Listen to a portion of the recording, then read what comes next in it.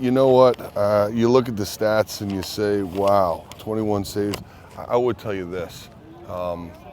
We had a plan going in, and we said we were going to force them to shoot the ball with their weak hand. This was a group we felt like, might struggle doing that. And I don't know how many right-handed shots they took, but I know how many shots they took left-handed on the run.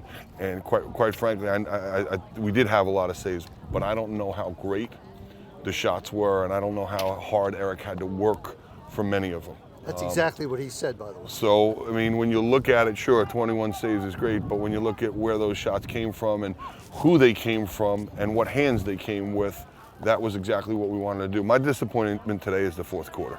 You look at the fourth quarter and we're 0 for 4 facing off, 11 for 4 ground balls, 17 to 3 shots, and 4 out of 7 clearance. So we didn't understand how to play with a lead.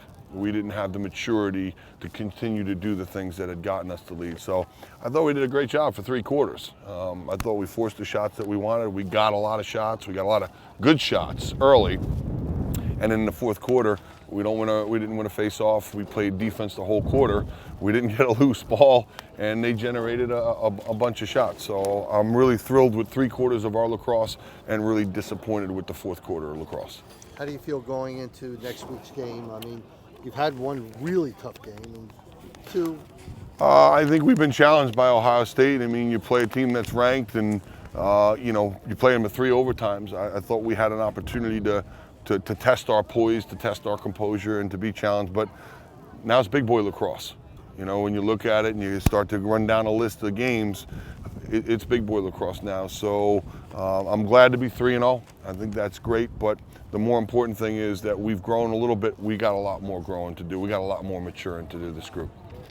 And with this offense, it's not about who scores them. One game Wells has got 1 and 5. The next game Brandon's got 4. The next game today we had more guys involved. We got 2 poles involved. That's a big deal. Holden Catoni gets 2. Craig Medeiros gets 1. Cody Radzowitz gets 1. John Crowley gets 1. So right there, that's 1, 2, 3, 4 goals from our second midfield. That's what we're looking for from this offense. So if teams are going to focus on the attack, well, then we got to get some, more scoring from the group at the midfield. I was just happy for Rob because I thought he shot the ball better. He put it on goal.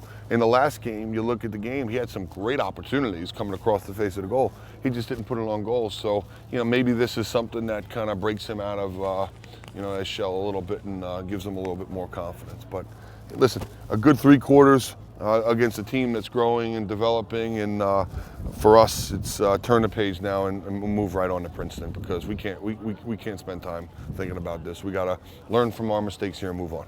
How much does it help that, you go